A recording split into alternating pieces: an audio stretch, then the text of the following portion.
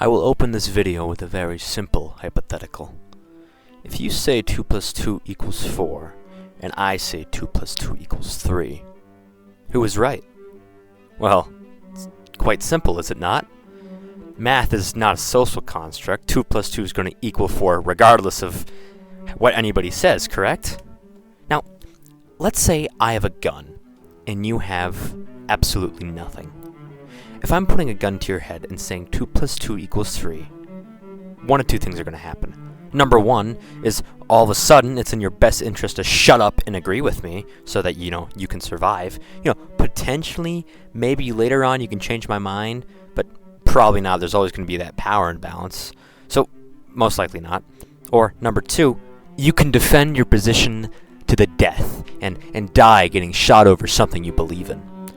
Even though you are the one who is objectively correct, 2 plus 2 does indeed equal 4, my point with the scenario is that outside factors can and will influence your ethics and or morality, especially via force.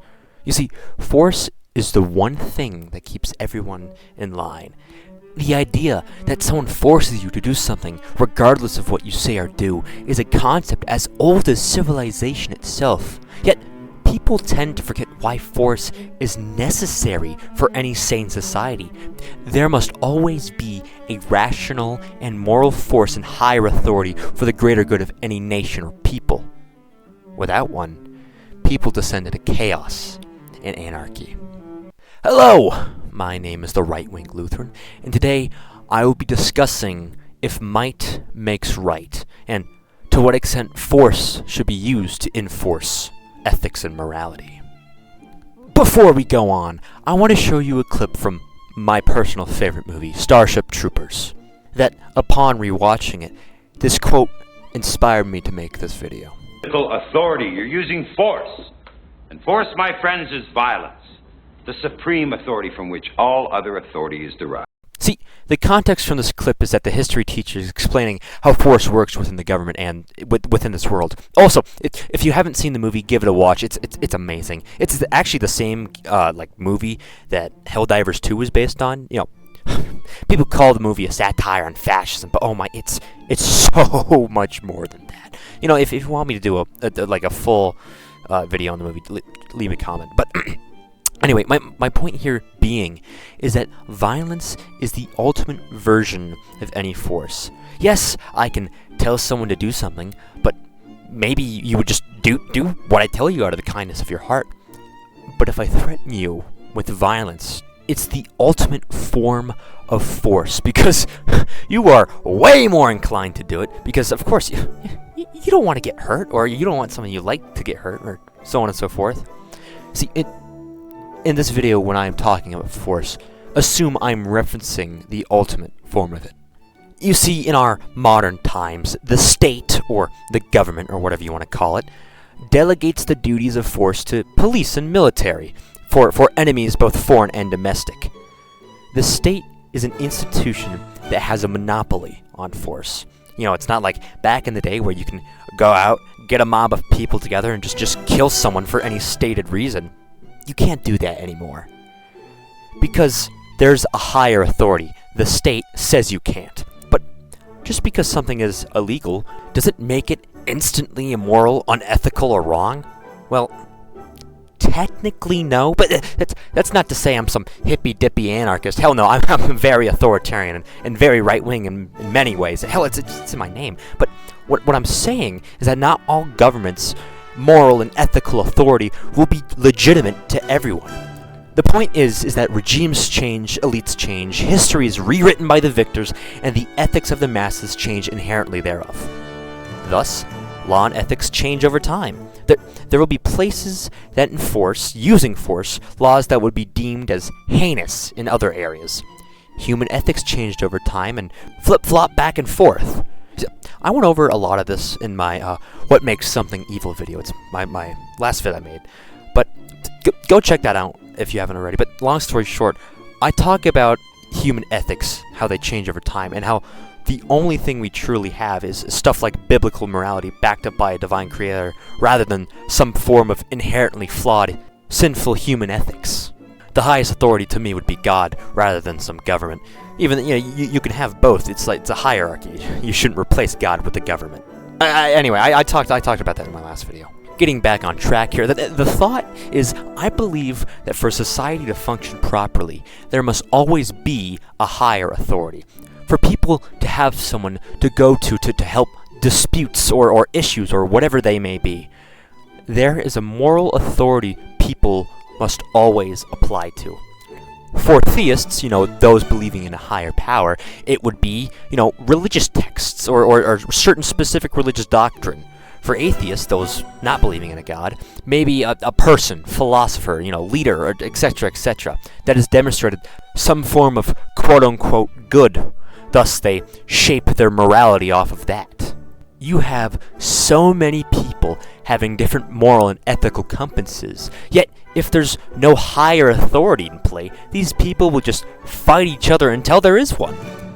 With a higher authority backed by force, everyone will have to listen to what the entity with the monopoly on force has to say, regardless of ideology or religion or whatever else. But depending on your worldview and moral and ethical authority, this entity with a monopoly on force isn't inherently justified because they have a gun and they're forcing you to align with their own values. Rather, it would only seem that way if your views and ethics, morals, whatnot, aligned with the entity with a monopoly on force. So, based off what I have said, there needs to be a higher authority, and of course, there's going to be those with differing ethics and moralities. There are two things that can happen. One, you can try and create a higher authority that tries to do a balancing act between all worldviews, no matter how crazy or insane they may seem, ensuring the right to practice your own worldview, no matter how dangerous it may get, all in the interest of not offending anyone. But, God, this is how you get Satanists with religious protection, even though they directly oppose the biggest religion in the world. God.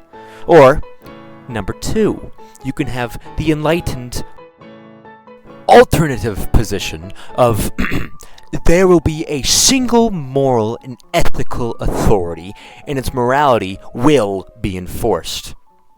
Whether it's ideological or religious, it doesn't quite matter. These are the two ways that you can go about it.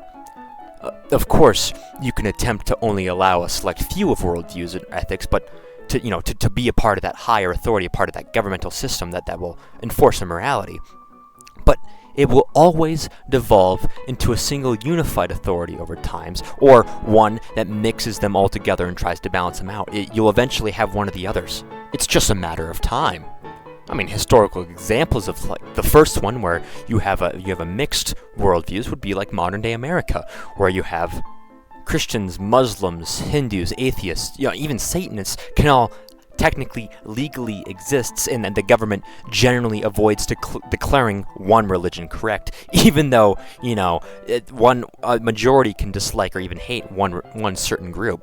And for the one with a single moral unified authority, you have historical examples of, like, the Spanish Inquisition. And it doesn't even need to be religious by any means. The Soviet Union had enforced morality, and instead of it being, about Christianity or something, it was about if you were ideologically aligned with the state and with communism. Now, I say all this to make the point of, believe it or not, just because someone has more force over you, whether it be with power, money, influence, blackmail, etc., it doesn't make their worldview inherently correct. You may have to go along with it for a time to just survive, but it doesn't make it right. It's not like I'm making this up anyway. You see prominent examples of this stuff. Like any religious, forced religious conversion ever. Or you can have people that were super high ranking in a society both bend and stand when faced with force. Great example that comes to mind for me, at least, is the Nuremberg trials. You had people like Albert Speer that violently, apologized for his wrongdoings in World War II, and he eventually, he was one of the only, super high up Germans that survived the trials. Then you would have the complete opposite with those of Hermann Goering, stating, I am a prisoner because you won and we lost. Not because you are morally superior. what he says there in that movie clip is based off what Goring stated in his letter to Churchill after the war. The victory is portrayed as a result of superior virtues or strategic brilliance, but this victory was actually the product of overwhelming military strength facilitated by alliances rather than inherent superiority. My point in saying this is that this has happened all throughout history and will continue to happen today and in the future. People will go along with anything if their lives are being threatened. This is why there is a need for our higher authority to be morally and ethically and rationally grounded in our own values. Because if not, someone else will come along and subject us to theirs. In conclusion, to answer the title of this video, no, might does not make something right.